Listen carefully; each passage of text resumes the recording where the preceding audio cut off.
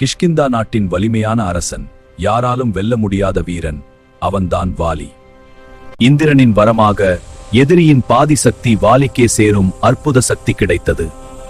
வாலியும் சுக்ரீவனும் இரு சகோதரர்கள் ஒன்றாய் ஆட்சி செய்தனர். ஒரு நாள் மாயாவி என்ற அரக்கனை துரத்தி வாலி இருள் நிறைந்த குகைக்குள் சென்றான். நேரம் கழிந்தும் வாலி வராததால் சுக்ரீவை அவர் இறந்தார் என்று நினைத்து குகையை மூடினான். ஆனால் வாலி உயிருடன் வந்தான். துரோகம் நடந்தது. சுக்ரீவனை நாட்டிலிருந்து விரட்டினான். அவனது மனைவியையும் கைப்பற்றினான். அப்போது வனவாசத்தில் இருந்த ராமரை சந்தித்தான் சுக்ரீவன். இறைவா ராமா, நான் சுக்ரீவன், உங்கள் உதவி தேவை.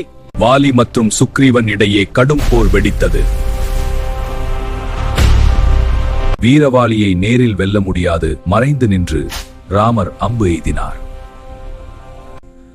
நான் உங்களுக்கு என்ன தீங்கு செய்தேன்? தர்மத்திற்கு எதிராக நடந்த தவறை உணர்ந்த வாலி மகன் அங்கதனை ராமரிடம் ஒப்படைத்து வீர மரணம் அடைந்தான்.